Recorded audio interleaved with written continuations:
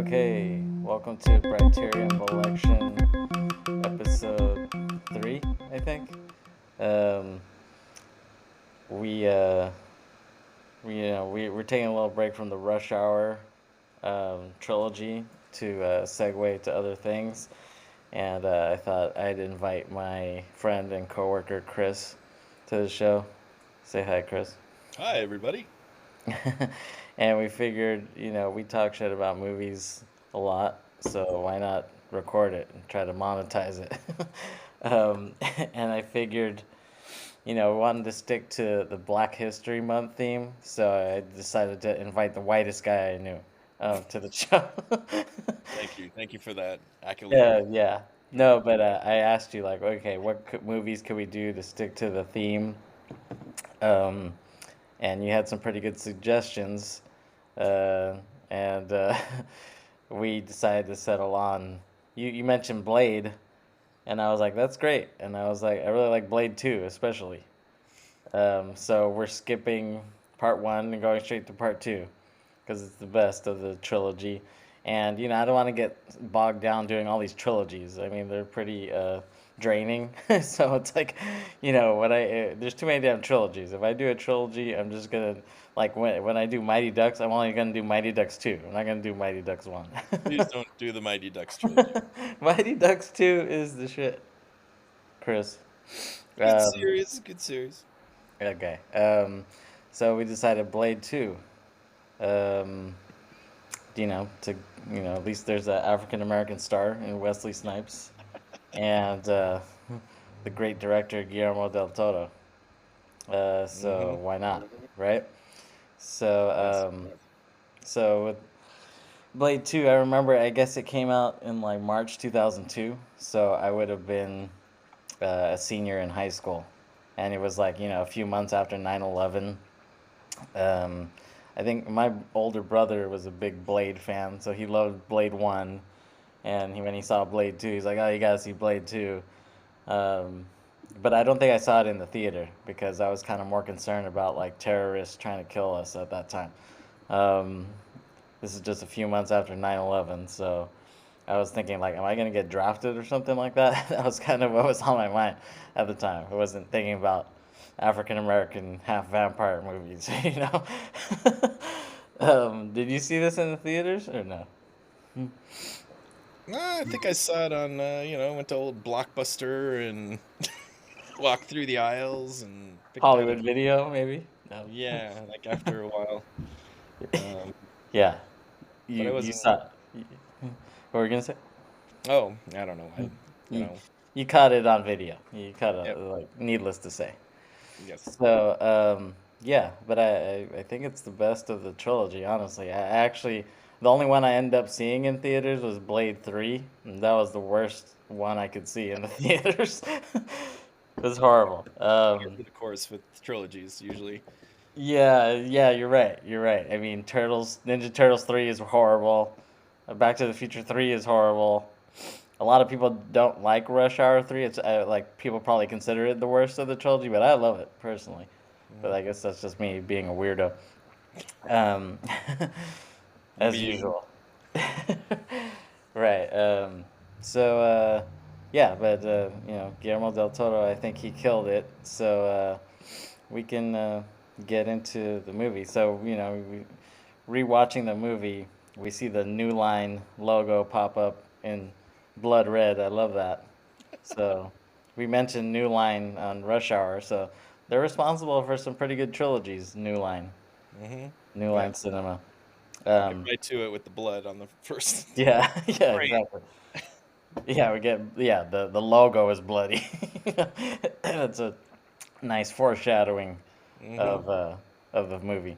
So yeah, and then the guy there's a kind of a coda where we see a guy, and he's it's in the beginning, and he's dressed like he's in Assassin's Creed or something, or he looks kind of like Nicholas Holt in Mad Max Fury Road. I don't know who picked that costume. It's terrible. He looks like a hobo trying to catch a train. So, Yeah, I he don't. looks like Luigi Mangina, the guy who killed the CEO guy. He just has the hoodie, and I guess Not he. as well dressed, I don't think either. Okay, maybe not, but But I guess yeah, it adds to the mystique of who is this person and why are they being so, I don't know, mysterious. elusive. Yeah, It's like incognito. yeah, exactly. So we see Assassin's Creed guy. Um, he does some kind of fighting. Some yeah, he just kind of looks vampiric, and the CGI is off the chain in this. It's pretty good.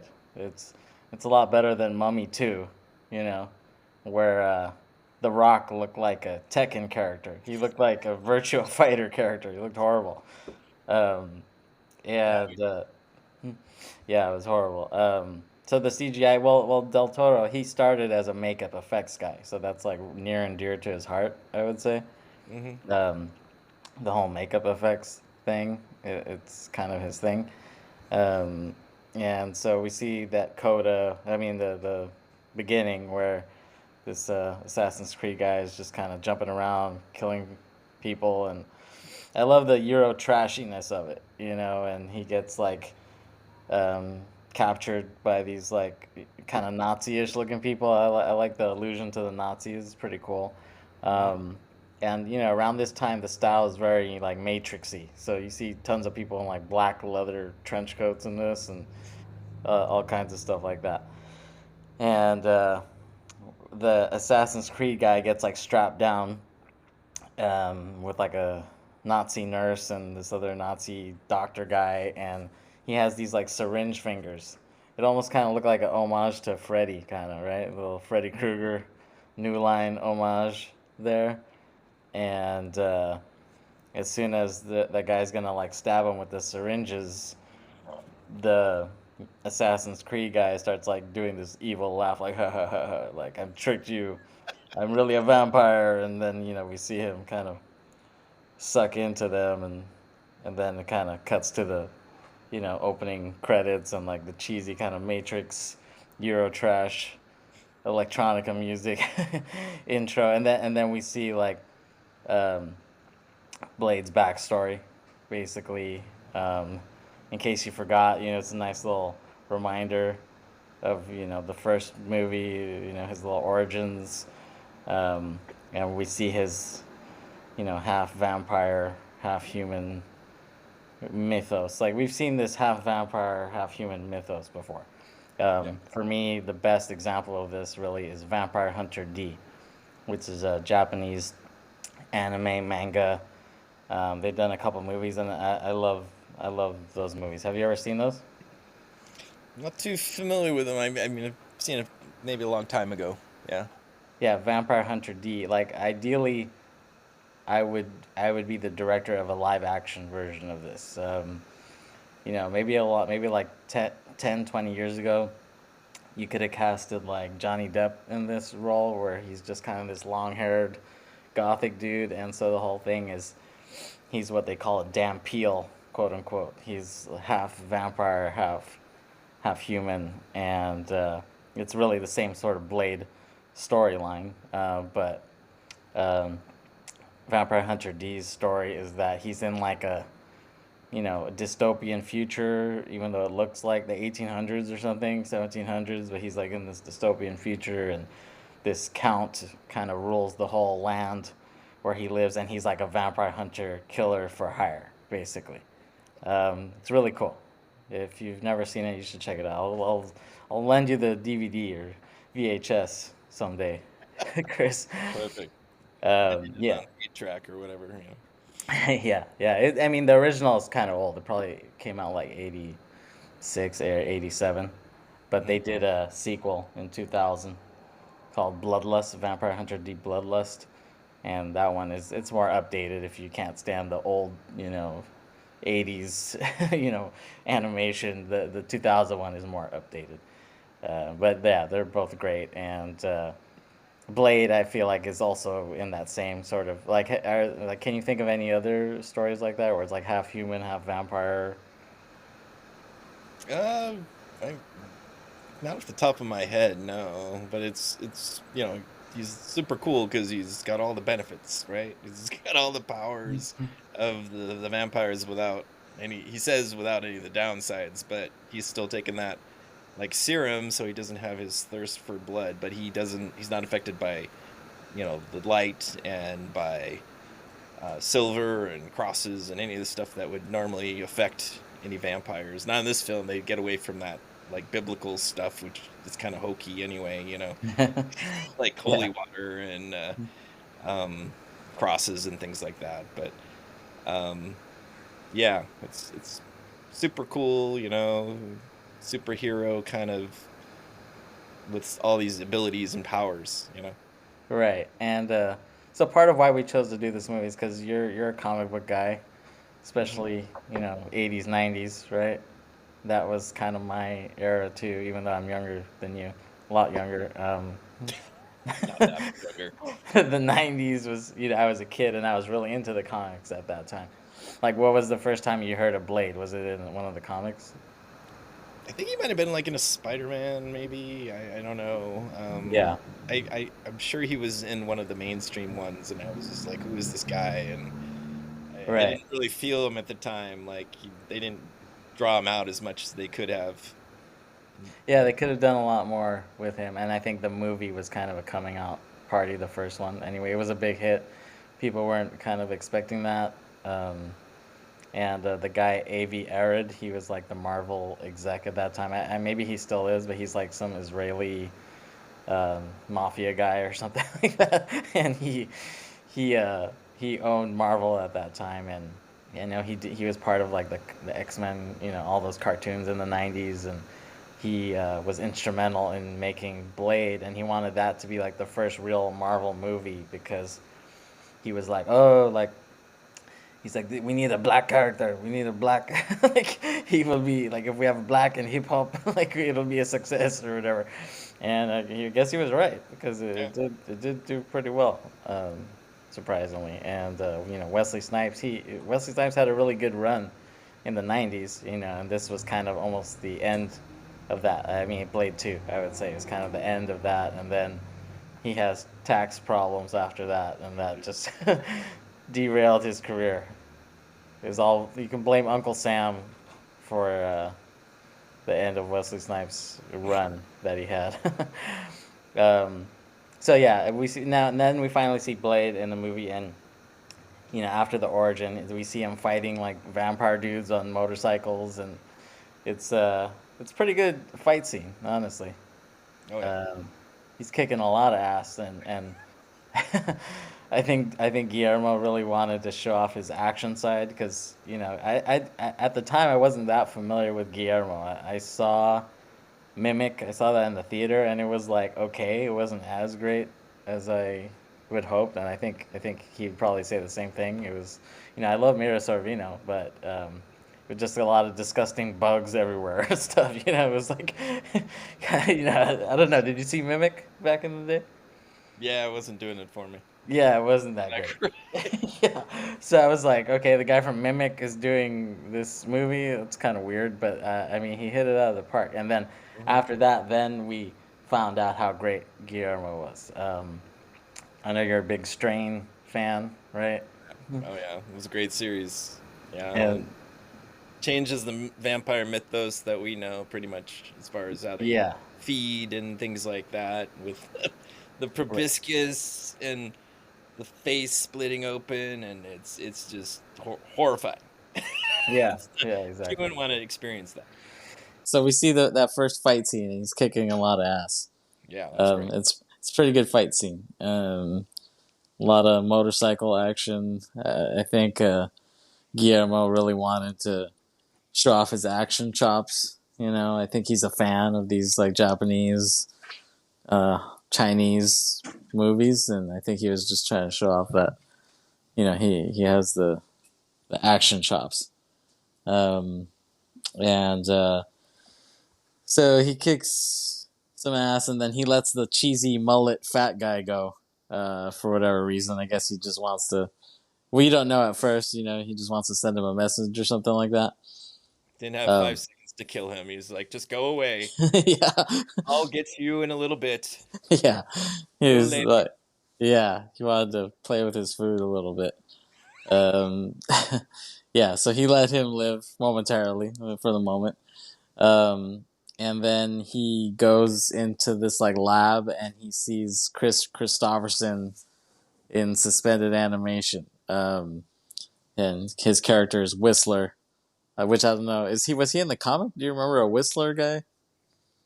Um, yeah, maybe I just don't know the comic well enough, but it made me want. It's like, why Whistler? Because it's like, you know, Whistler's mom, like, like named him after the painter guy or whatever. Sounds like a Um, basset hound. yeah, yeah, it was a weird name. But yeah, but we see him in that like, that jar. Like it's like when you see Wolverine, like when Wolverine became Weapon X. He's like floating in this jar. I mean, can you really do that? Does that really exist, or is that just in comic books? Uh, Probably just comic books, you know. Because I mean, they use it often in comic books and comic book movies. Like you see the guy just floating there in some green liquid or something, and but he's like alive, like he's not dead, like he's in a coma or something. Um, yeah, I don't know how that works, but I guess it's just a comic book thing. And then we see the guy Norman Reedus and his character.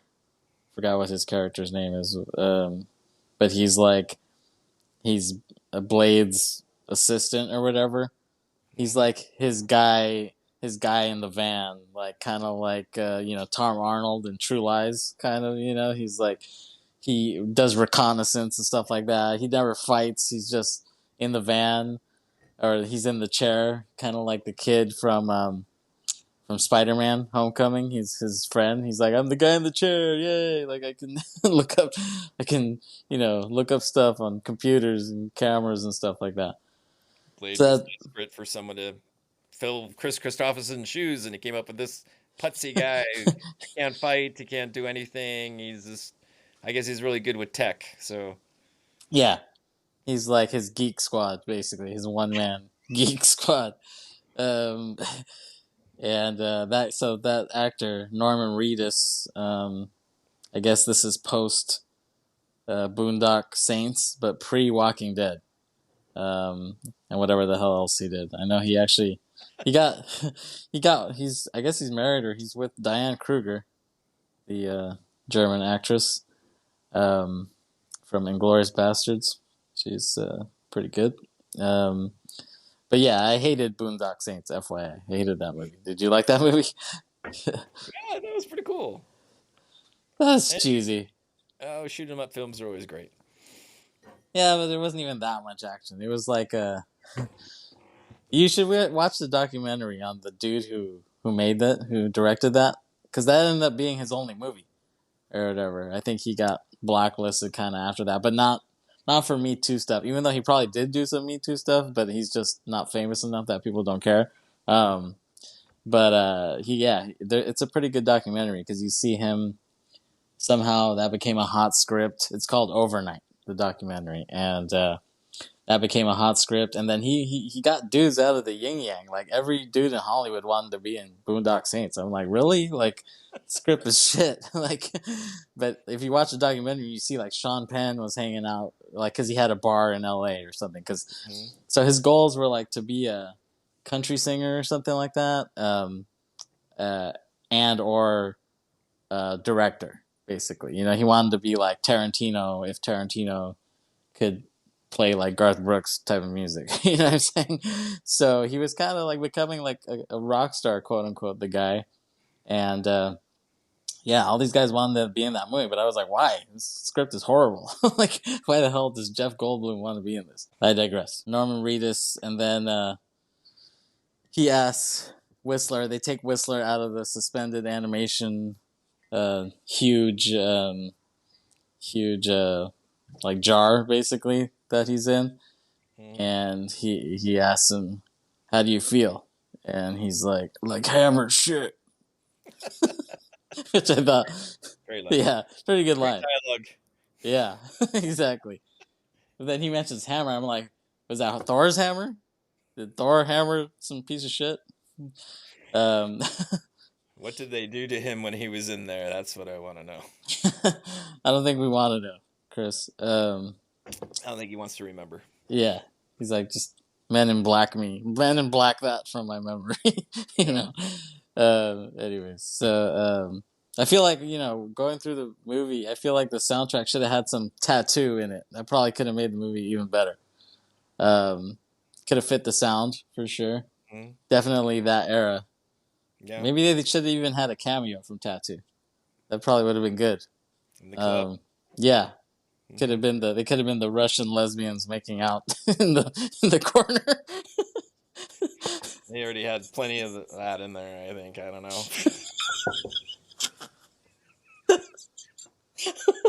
Yeah, I mean, it's never enough Russian lesbianism. Um, anyways, yeah, but I felt like that was missing from the soundtrack. And then so while they're kind of having this coming home party for Whistler, these ninjas fall out of the sky like in these little like wires, like Tom Cruise Mission Impossible style. You see these ninjas sliding down, um, and you're like, okay, what the hell's going on? But then Blade can see that. He knows what's up. He turns on his like solar light panels or whatever. Like, I guess that's a thing. Like, because I think even in Vampire Hunter D, he has something like that. He has like some solar light panels that like go up, and if there's any vampires around, they all just explode or whatever. This better be related to Blade. Um, maybe turn your thing off. No thanks. Um, yeah, like have you seen that before in other movies where there's like a solar light panel that kills? Um. Yeah, I mean that's I've seen that a lot. Didn't they use that in the your one of your favorite films like No, it wasn't in. Vincent? No, it wasn't in From No, Dusk Till Dawn. No, because they weren't expecting any vampires. They're like the vampires ambush them. So why like would a they have? flashlight or something. I mean that's not gonna work. They need to have like some solar thing because it's sunlight that fucks them up. But I'm glad you mentioned From Dusk Till Dawn because I do see a lot of parallels and something that Quentin said on when they were making From Dusk Till Dawn is he he loves when vampire movies especially like they take something like every vampire movie should contribute something to the mythos and steal something from the mythos too Mhm. like in From Dusk Till Dawn Quentin was saying like oh like what we did in this movie is that we made the vampires like their bodies turn mushier like their bodies are like more fragile than humans so like that's part of what makes them kind of easier to kill I guess so that's something that they contributed to the vampire mythos and then like these light panels these solar light panels that's something I'm sure in newer movies vampire movies that I haven't seen I'm sure they use that going forward I mean I could only really think of Vampire Hunter D and this that Mhm. really use that but it's a pretty cool trick and then this anyways the ninjas come in and they fight and you see this like hot ninja chick kicking Blade's ass and then Chris Christopherson, he gets his ass kicked in like a second. Like you see him with his big ass gun, and then the other ninja guy, like when the ninja guy runs up to him, Chris Christopherson's like a statue. Like he's not moving at all. And the guy just like knocks him down, and he just falls over. He just got out of Um, the tank. He's a little fatigued. You know, yeah, I guess it doesn't help that he's and 75 traumatized. years old either. It doesn't help that he's he's pretty old. Um, shout to Chris Christopherson. He passed away last year. He was great. And this is one of his great roles as Whistler.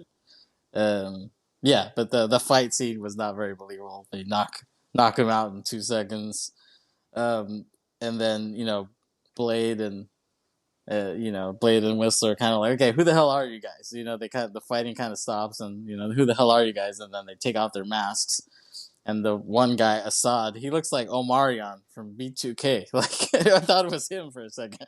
It's like Omarion. I didn't know he was in this, but it's not him. It's some guy like Danny Jones or something like that.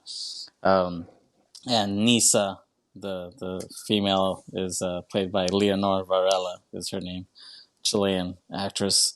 And they say, okay, like we're just messengers. Like we're not like trying to fight you But we just came in with swords, but don't, I know it looks bad, but yeah, we're just messengers, which is pretty good swordplay in that scene.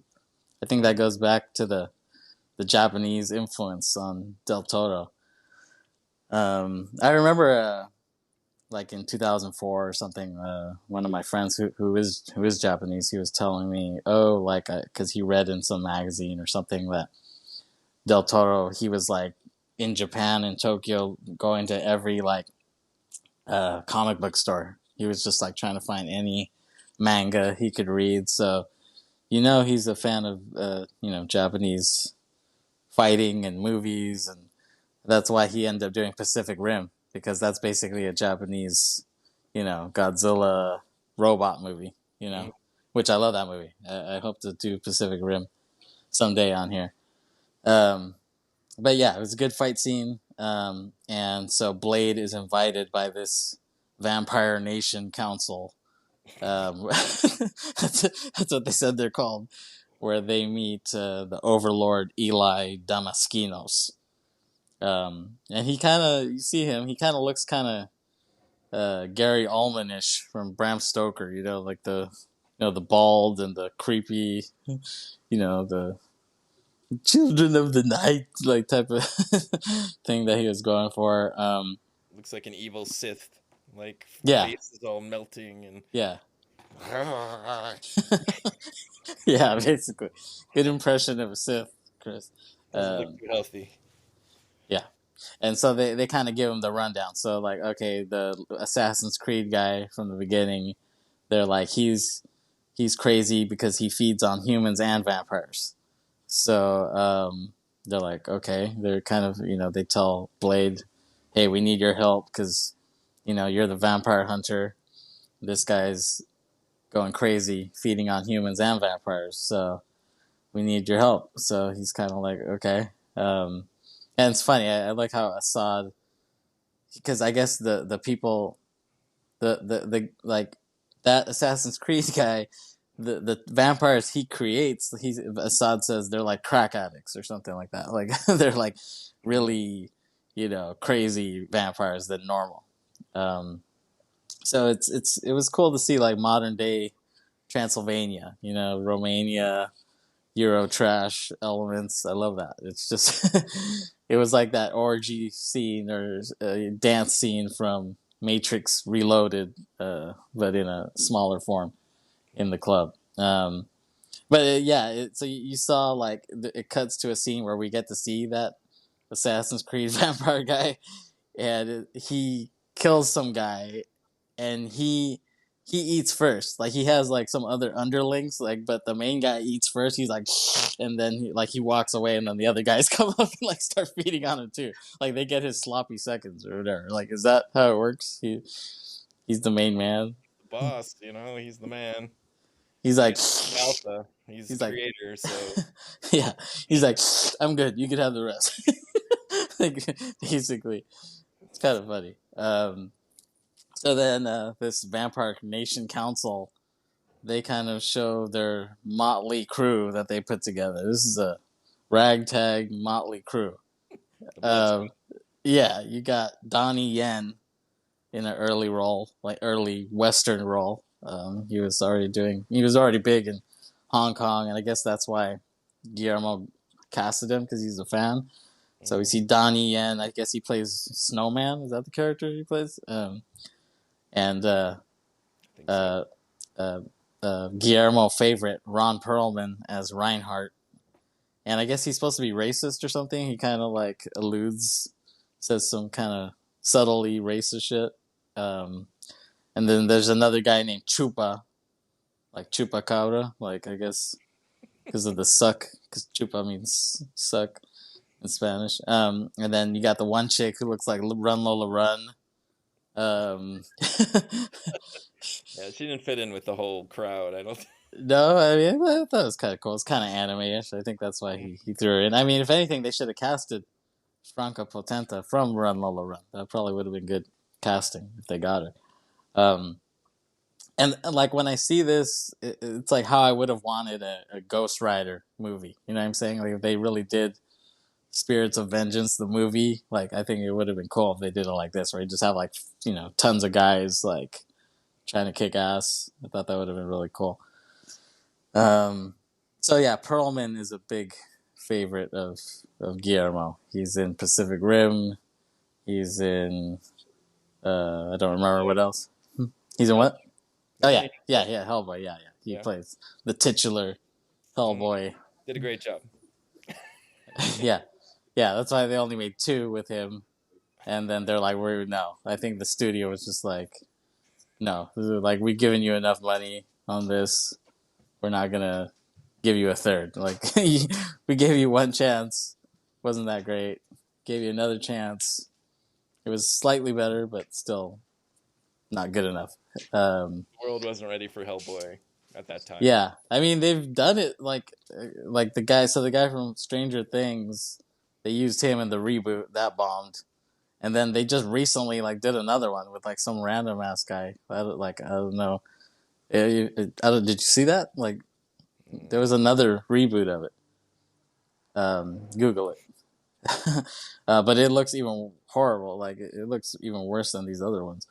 Um, so it's funny how Blade he's a great detective for catching vampires. Um, he's like, oh, you want to catch a vampire? You got to catch the prey. So, so they're like, okay, well, where do these guys hang out or whatever?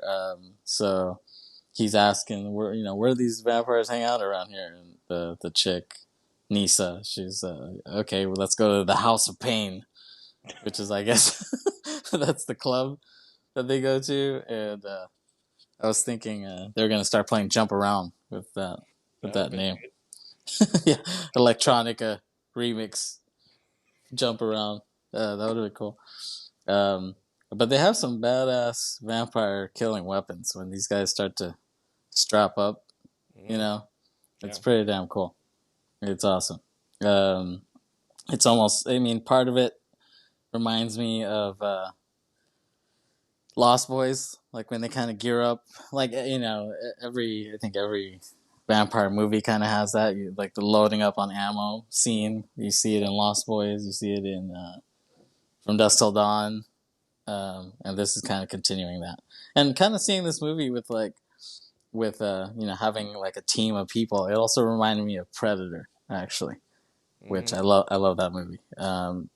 You see this team of guys, and then also you see them kind of look like in like heat vision in some of the scenes, and that was like obviously how Predator sees the world.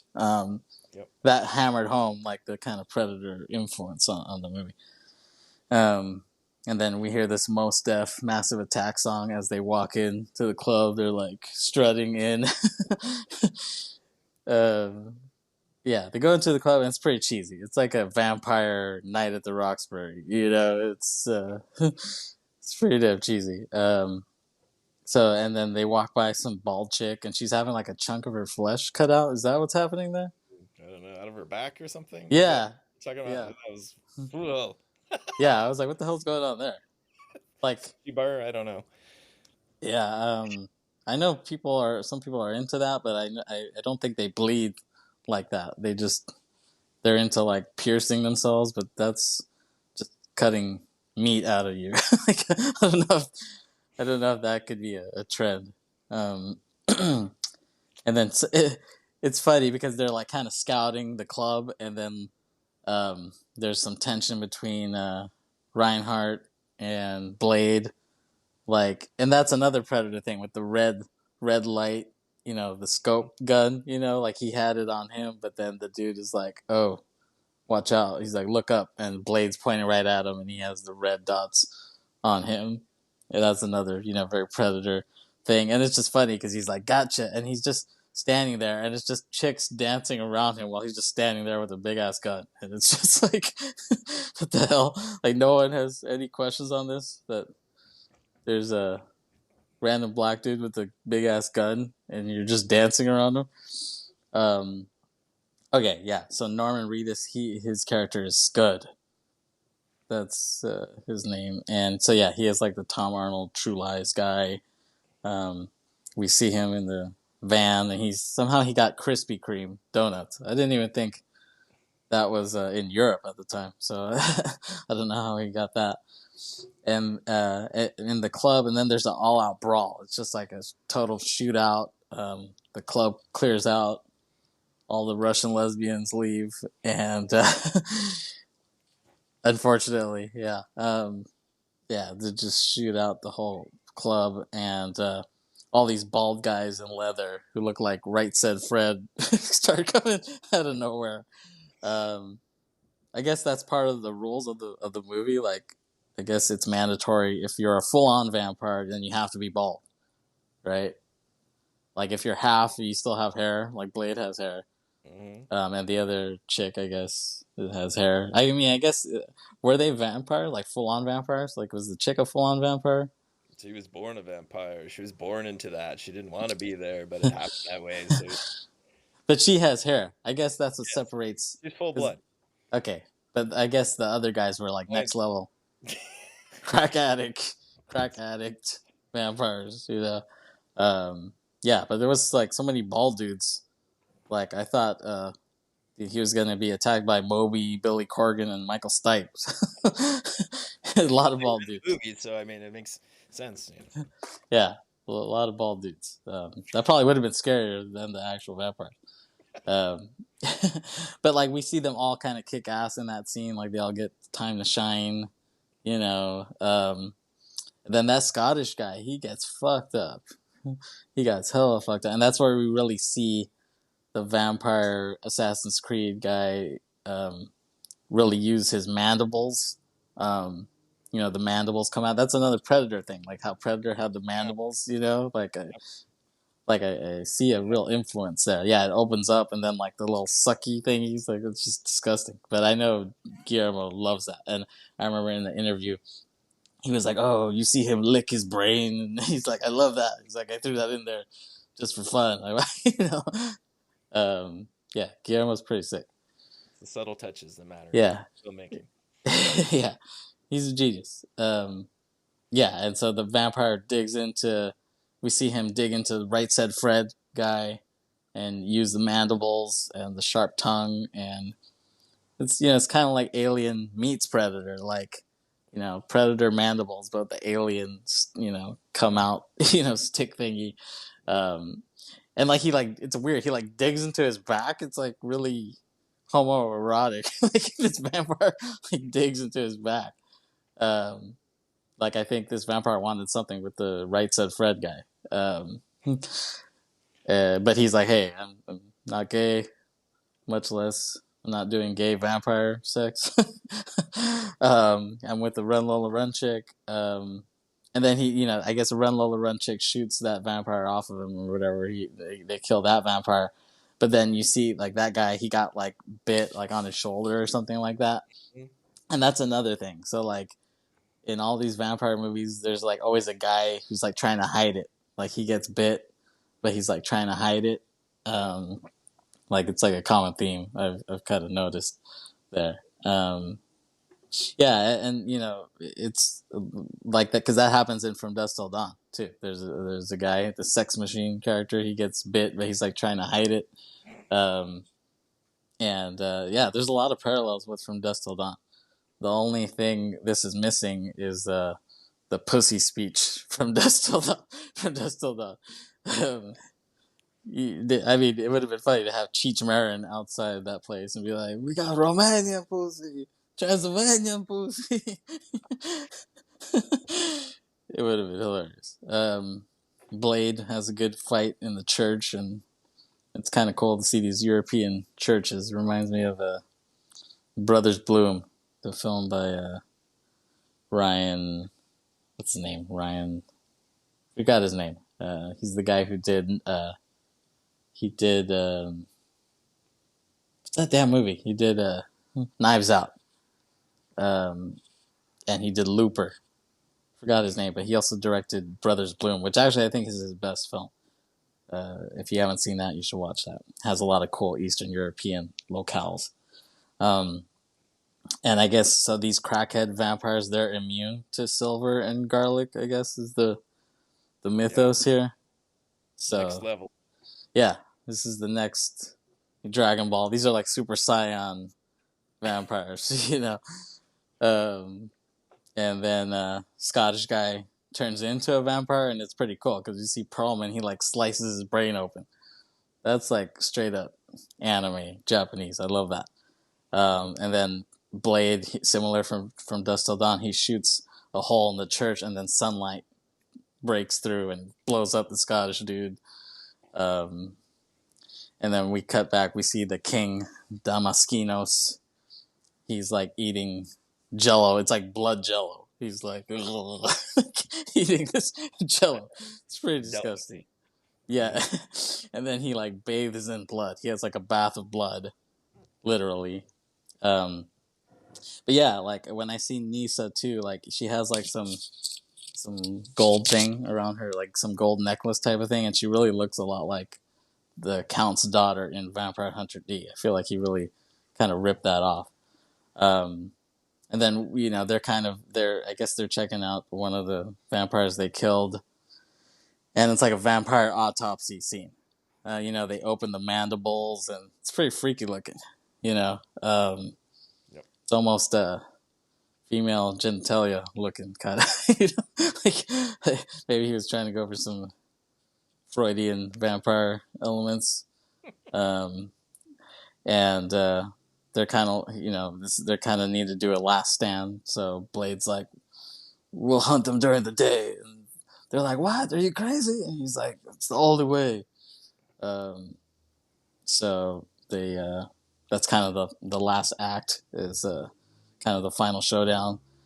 They they're planning on raiding it the next day, and his line, he's like, "I don't expect everyone to come back tomorrow." So yeah, they plan on going into the sewers to hunt. So they do that, and they're like, "We should split up, like 3, 3, and 3." And Perlman and the Frosted Tips guy, I think that's Chupa. They like basically try to kill Christofferson. Um, they're like, "Okay, kill the old guy." And they're kind of like, "Hey, you killed our Scottish guy. We're gonna kill your old man guy." They're they're taking an eye for an eye, and then Run Lola Run chick sees her boyfriend, and he's a vampire now. And I think, did he kill Donnie Yen?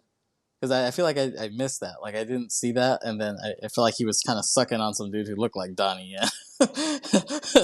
And I was like, I guess Donnie Yen is dead. And she's kind of like, oh my god, like she's freaked out that her boyfriend's a vampire, but it's like I thought she would be struggling to kill him, but then she just like blows 50 rounds on him, like she doesn't give a shit. He's a vampire.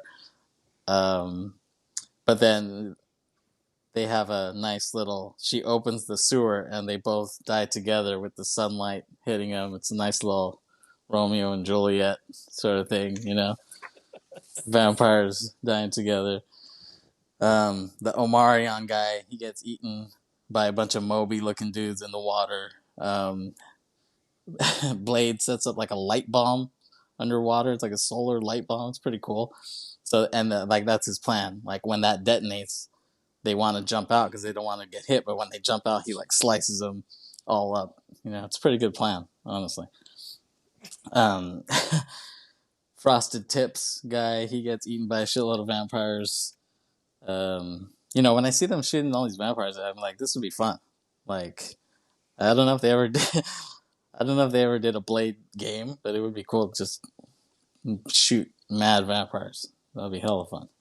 Yeah. And I guess so. So the Assassin's Creed vampire guy, his name is Nomak, and he tells Whistler something, and he gives him a ring. Like he's kind of like whispering it, and he gives him a ring, and she's dying, Nisa, but he gives her some of his blood, right? Mm-hmm. Right You from thought, his wrist. yeah, Bites it open and feeds her. Very romantic. Very Valentine's Day ish. yeah, perfect for Valentine's Day. Mm-hmm. Yeah, and so this Damaskinos like security. They like tase Blade and Whistler basically, and Blade, Whistler, and Scud wake up in a blood chamber, uh, which is like Damaskinos' blood chamber. And the way he shows them like the vials, it's almost like Jurassic Park or something. Like, these like gold balls of fetuses, that he kind of shows. And Nisa's like, "What the hell's that, Dad?" Um, and there's like a big reveal that Nomak is Damaskinos' son. Mm. I guess we didn't see that coming. Nice little twist. And then Scud is like, I was working with Damaskinos the whole time. Bastards. He fooled Blade that whole time. Blade took him off the streets, gave him a job, and he was just screwing him the whole time. It's pretty sad. These hoes ain't loyal, Kris. Um, and then Blade is like, oh, like I already knew about you. I already knew you were trying to screw me, Scud. And the bomb works, and he explodes his head with it. Um, he the bomb that he set up for Reinhardt at the beginning when they had racial tension, and he Right. stuck. Reinhardt was trying to be the tough guy, and so Blade put a bomb in the back of his skull, or like implanted it, and said, you mess with me, I'm gonna blow you up. Yeah, But then it turned out when he tried to detonate it, it didn't go off. So there was the big surprise that he was the yeah, traitor. Um, and he said Blade knew, and so of yeah, course he blew up the guy, Cud, whatever his name is. yeah. He he just so happened to be one step ahead of him. Blade is always one step ahead of you. Awesome Um, special effects, just everywhere. yeah, yeah, exactly. But then they detain Blade somehow. I guess he's just outnumbered, and they kind of put him on the autopsy table. Mm-hmm. And it's pretty sad. Damaskinos, he doesn't give a shit about his daughter at all. He doesn't care. He doesn't care if she dies. It's pretty sad. He's a real deadbeat vampire dad. Um, yeah, it's pretty sad. And then Nomak comes in and he's like, let me help you guys. And he does some damage. He starts kicking some ass. Like he hops on the Blade side. And Blade and Perlman fight. And it's a pretty good fight. And he slices Perlman in half. Just like, that's like straight up anime. Ichi the Killer esque. No coming back from that. No, He's yeah, not he gonna get back. just yeah, he splits him. You can see his bones and brains, come apart. It's very Ichi the Killer esque, which is like my favorite movie of all time, Japanese movie, which came out the year before, and I'm sure Del Toro saw that. And Nomak, he eats Nitsa a little bit, and so Blade and him fight. He throws Blade around, but Blade ends up persevering, and he gets Nomak on the ground. And he does like similar to Predator. He does like a self-destruct kind of thing. He like sets up something and he starts laughing. He's like, like, and they're like, shit, we gotta run.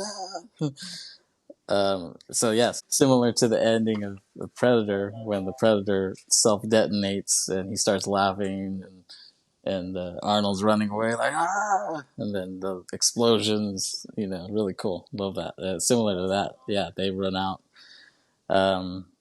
and she's dying, so they're together, and she tells Blade, "Hey, I want to die a vampire, and take me to see the sun." So Blade takes her, and as the sun is rising, we see her turn to ash, and it's kind of 30 Days of Night ish. That movie came out later, but I think it stole a bit from that. And that's the end. It's like a bittersweet ending. Nisa turns to ash, and Blade is left to wander the earth. Alone. As the half vampire assassin. And then the coda, we see London and the guy from the beginning, the fat mullet guy, he goes into some strip thing. What are those called? Like those strip shows where you pay. Do they still have those anymore? I feel like those are only in like New York or bigger cities. You pay some coins and then the thing pops up. So he pays some coins to see some stripper, and then the thing pops up and Blade's there. He's like, "I told you I'd get you." And he just slices him right there, right? Yep. It's a funny little coda, and that's pretty much it. It ends there. We get to hear some cool electronic hip hop soundtrack from that time period, and that was Blade 2. Pretty cool movie. What were your thoughts on it? Oh, I thought it was tight. It was all the action sequences and all the kills. It was just nonstop. It was a lot like John Wick. It was like he was a master. Nobody was gonna stop him. He's just vampires exploding left and right in different ways, which was super cool. The special effects were amazing. Yeah, it was a great film. Yeah, and you liked a lot of the lines in it too, right? Yeah, the dialogue was it was very cheesy. A lot of it was. I know you had a favorite line. Yeah, what was it? I forgot what it was. What was your line?